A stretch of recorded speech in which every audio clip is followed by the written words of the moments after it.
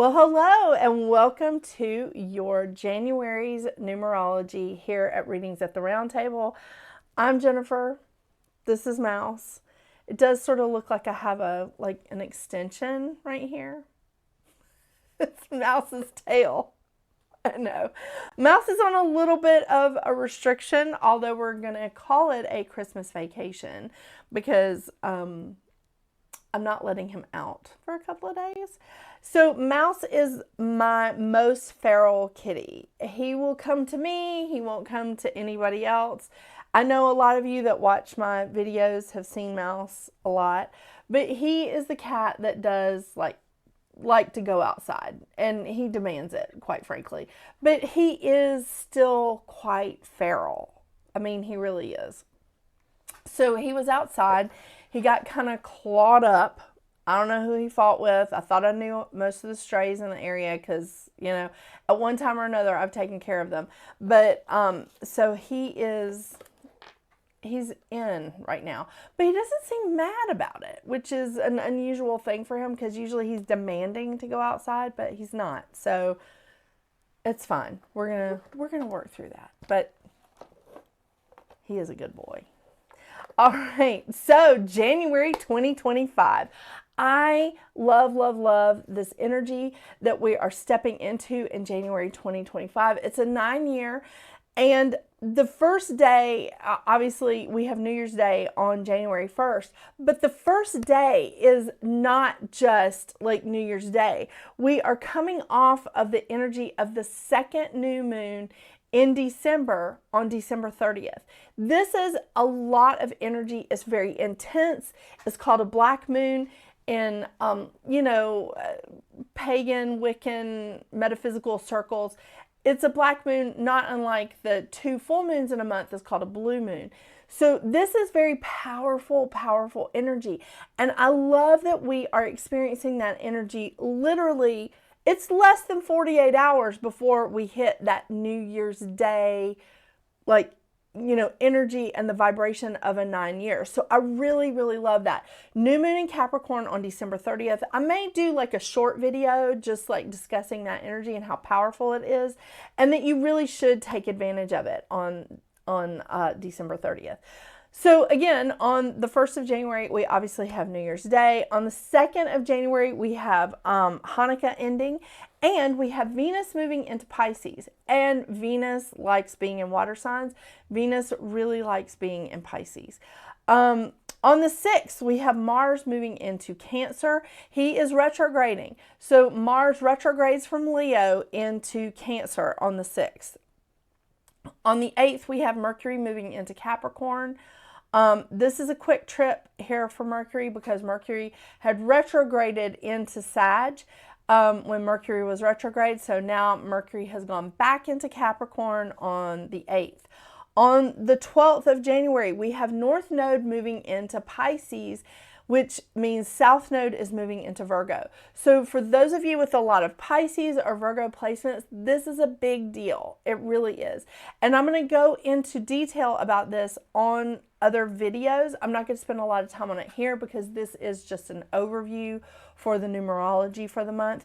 But if you have a lot of Pisces or Virgo placements, this next 18 months, 2 years is going to be a lot.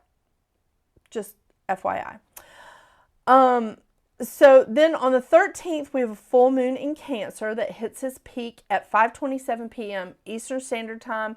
I want to remind you guys again, I'm on the East Coast of the U.S., so everything is Eastern Standard Time to me.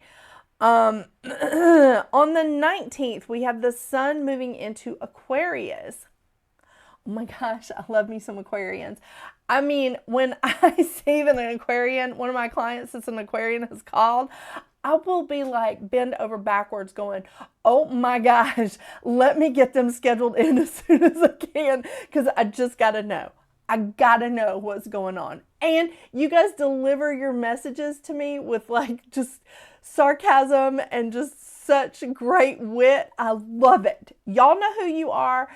And just so you know, I will run to that phone and be like, I got to get them in. I got to work them into the schedule. Yeah, it's awesome. All right. So on the 27th, I told you Mercury was making a quick trip through Capricorn because Mercury moves into Aquarius on the 27th, joining Pluto and the Sun. It's a party in Aquarius, let me tell you. Because on the 29th, we have a new moon in Aquarius, and that hits its peak at 7:36 p.m. Eastern Standard Time. And it's also the Lunar New Year. So this is the beginning of the year of the snake. Yeah. I also have a video of that coming out. Very excited about it because, you know, the snake sheds its skin and we're moving into this 9-year. So excited. Awesome, awesome energy. Okay, and on the 30th, one last thing before we leave January, Uranus goes direct in Taurus. I know. So we're like getting, kind of working out the last of these retrograde energies. We're not done yet, but we're working them out. Yeah, so it's good. All right, so we end the month of January with 5 planets with North Node in water, 4 with the Sun in air, and 2 with South Node in Earth.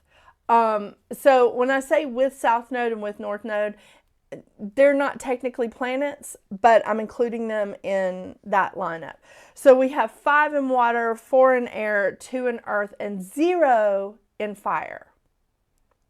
I did say that right. Water, air, earth. Yeah, 0 in fire. So we don't have anything in fire right now. So for everyone that has a lot of placements in their chart in fire or has a lot of fire signs in their chart, this could be like some of your downtime. You may have to lean in on some of your other elements. That really is, it stands true for me because my chart is pretty well like even through earth, air, and fire.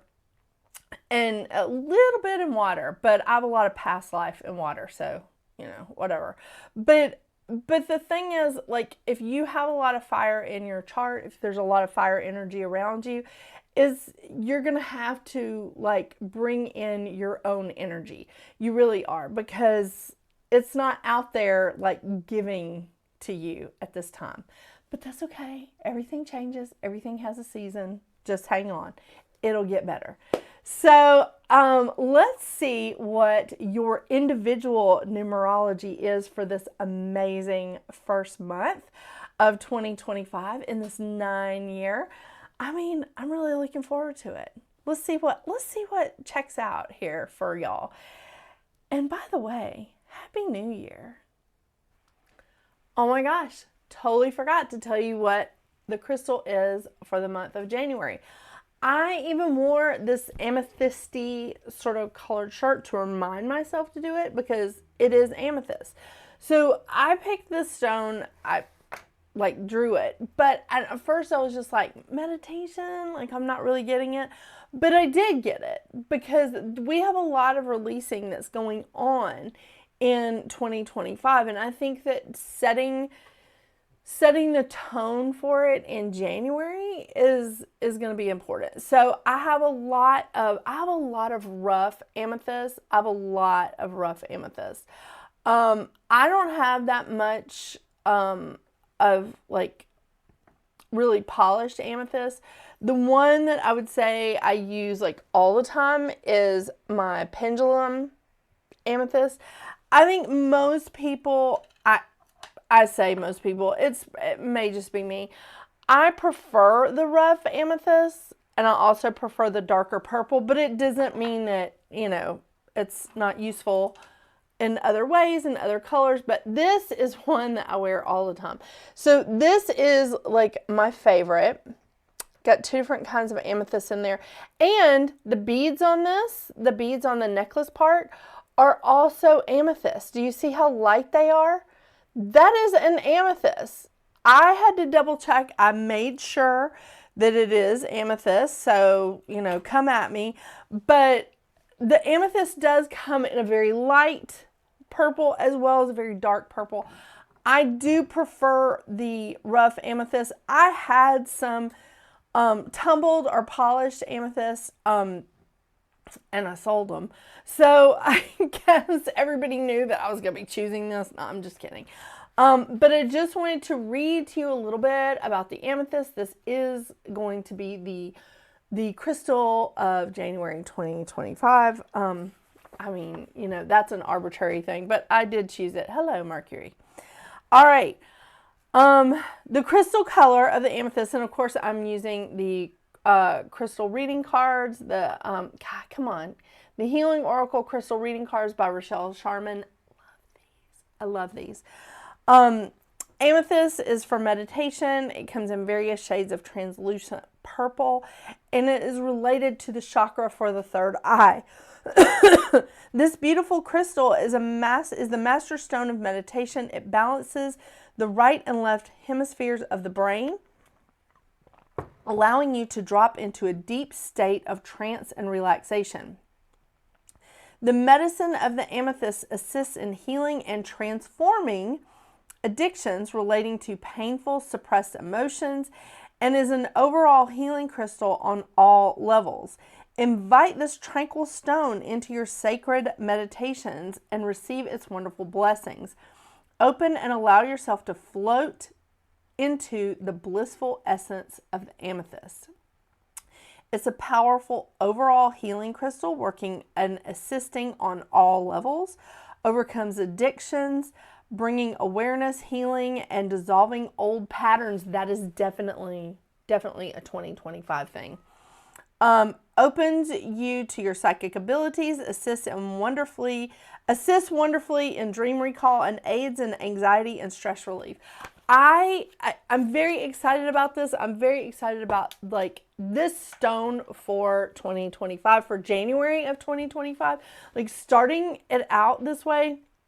I love this. Just wanted to let you know. I'm very sorry that I like forgot to do the stone. I mean, you know, I do stuff like this all the time. Just like, you know, you start to do stuff and you forget. Yeah. So, it's going to be okay. All right, now let's see what your individual numerology is. I promise I will not interrupt this progression again.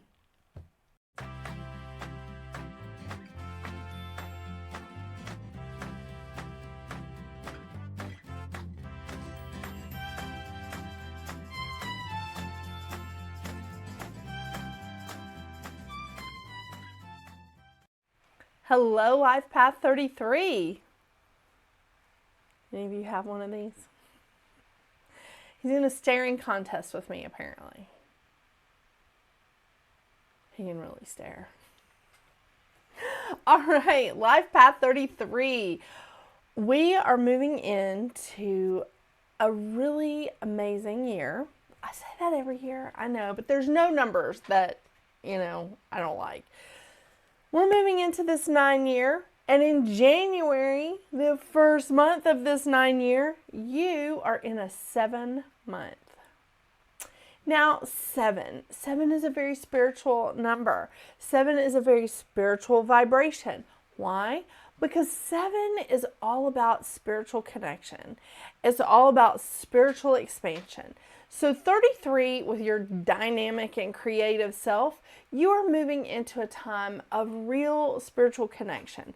Not just to everything here in the physical, like other people, nature, but also to like spirit itself, to the universe, and to yourself. And I know that sounds a little weird, but really, we do need to have a spiritual connection with ourselves. This vibration of the 7 is a spiritual expansion time. It's not for the faint of heart. Not everybody can really spend a lot of time in that spiritual expansion place. But this is definitely a fantastic place for you in a 9-year, in the beginning of this 9-year. This is also going to be about trusting your own judgment. Yeah. This is going to be about like introspection and contemplation, philosophy, assessment, discovery. You really are discovering that you are capable of like a lot more than probably you thought. But trusting your own judgment is going to be really crucial and key this month. And because we're moving into a year which is going to be a lot of changes and transitions and choices and like leaving the past behind. Trust your judgment on these things. Really. It's gonna like help you out immensely. So the mantra of the 7 is, I am graceful spirit, finding insight, beauty, and peace all around me. Take the time to do that. Take the time to do that while you're in this vibration of the 7. The thing is, a lot of people are not able to identify a peaceful situation or peace in general when they have been through a lot, when they've been through so much trauma, when they've been through so much fight or flight, or, if they've endured some big thing like a breakup or losing a job or a housing crisis or financial issues. It's good to sit back and have that time to reset. And that's a great time to do it, is when we're in the vibration of a 7. Is that time to reset and, just like, I don't want to say reestablish, but it is. It is about reestablishing your spiritual self. I want to remind you of your mantra of Life Path 33. Ecstatically and lovingly, I share my creative essence with the world. Wow, wow, wow. Ecstatically and lovingly, I share my creative essence with the world. How amazing. 33, you are amazing. I'll just tell you. You are so dynamic and so creative. You're a strong-willed number. You really are. You are a strong-willed number, but balance is definitely a key to you and 6, because you carry the foundation of the 6, and balance is very, very important to you guys. Harmony is balance. It's the balance between the yin and the yang, the material and the spiritual, happiness and like sadness. But it's balance between those things. And that, I think, is what you need this reset and this rest for, is expanding your spiritual self, like getting into that, like running a deeper spiritual connection with all the things I listed before: nature, yourself, other people, your community, your family, the universe. The thing is, it is a lot of balance. It is. So find that place where you can rest and you can reevaluate and you can be like, yeah, this is where I want to go. This is what I want to do. Sorry, I'm trying to figure out what Mouse is doing. It's very disturbing. All right, so you are here for, you're very supportive of everyone's self-expression. Make sure that you are also supporting yourself during this time. Make sure that you are, when you're sharing your creativity with the world, make sure that you're also like sharing it with yourself, with your highest self, or letting your highest self share the creativity with you. Yeah, you want to make sure we're continuing that connection, that link between spirit and the physical. The shadow side of a 7 is self-imposed isolation, self-doubt, insecurity, and running from problems and decisions. The thing is, it's not easy to trust your own judgment. It's not. Especially when you've been in like fight or flight, or when you've had too many people telling you that you don't know what you're talking about. I have people tell me that every day. It's okay. But trust your own judgment. Don't consult a committee. You need to start to make decisions on your own.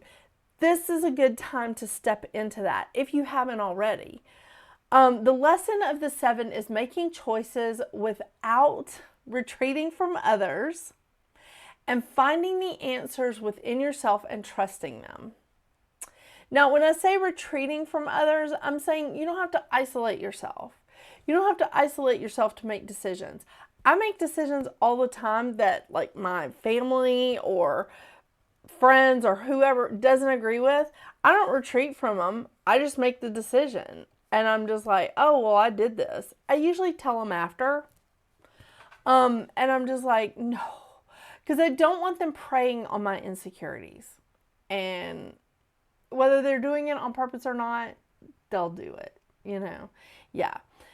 Remember, your shadow side is lack of acceptance of the self and of others, and that can cause a very negative domino effect. Trying to move beyond your comfort zone and feeling like you're stuck.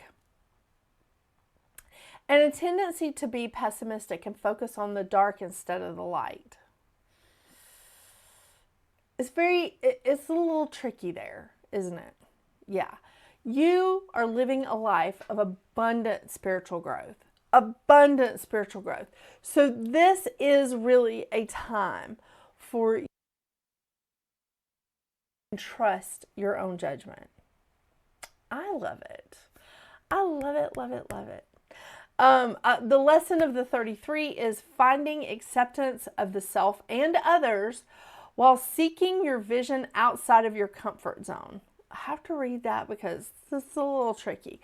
Finding acceptance of the self and others while seeking your vision outside of your comfort zone. When we start accepting ourselves, it's a lot easier for us to accept others.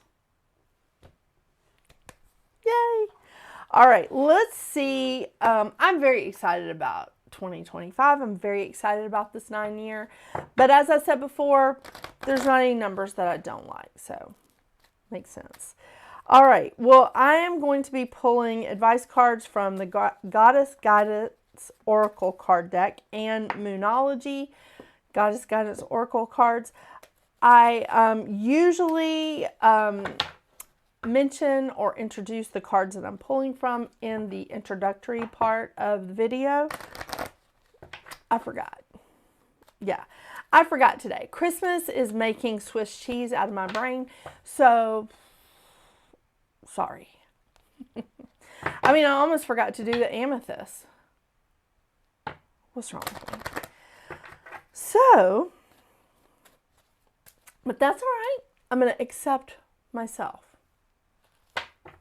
Yeah. All right, let's see. And I'm not even a Life Path 33, and I'm not a Life Path 7, but it just feels good to mention that, doesn't it? Ooh, I know I'm going to say this wrong. Mawu, Mother Earth, you are called upon to help with environmentalism. I love that because part of your life path is helping others to open their heart and their eyes. Really good. I don't know how the colors keep changing in here. It's very strange. But I see it on the screen. I don't know if it's coming across in the video, but all of a sudden I look really blue. Like almost Smurf blue. See? The color changed. Interesting. All right.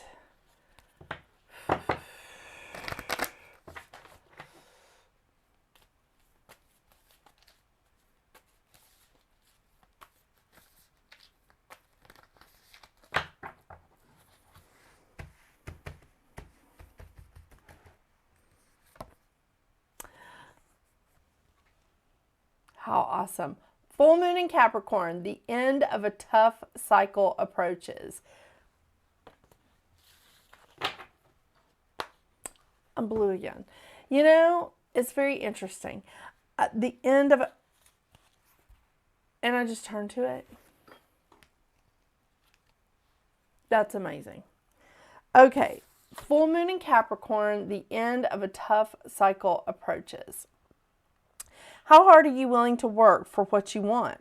This card is reminding you that effort is required. Work issues may be about to come to a head when this card comes up. If you are wondering if you should stay in your job or leave, this card can be a strong sign to make an exit. Wow.